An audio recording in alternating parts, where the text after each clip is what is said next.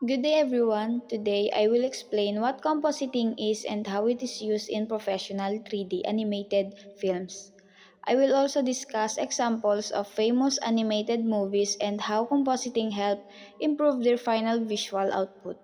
So, what is compositing? Compositing is a post-production technique where separately created visual layers are assembled to form a complete scene. In 3D animation, elements like models, textures, lighting, shadows, and visual effects are processed individually and later merged together. This method allows artists to fine-tune each element, such as adjusting colors, depth, and effects, before, before producing the final visual output using compositing tools like Nuke, After Effects, or Fusion. So why is compositing important?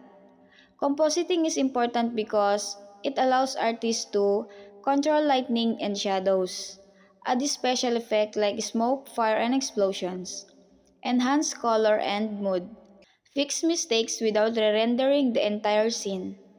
This process saves times and improves visual quality. Example 1. Toy Story. Pixar rendered characters and environments separately. During compositing, artists fine-tuned lighting and shadows so that toys look like they truly belong in their surroundings, making scenes more realistic. Example 2. Finding Nemo. These effects were added during compositing to stimulate how light behaves underwater. This made the ocean scenes feel deep, colorful, and full of life instead of flat or artificial. Example 3. Frozen.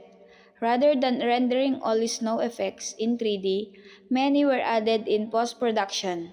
This allowed artists to create magical visuals efficiently while maintaining smooth animations. Example 4. Avatar. Compositing blended real actors with computer-generated elements seamlessly, making the fictional planet Pandora feel believable and visually stunning.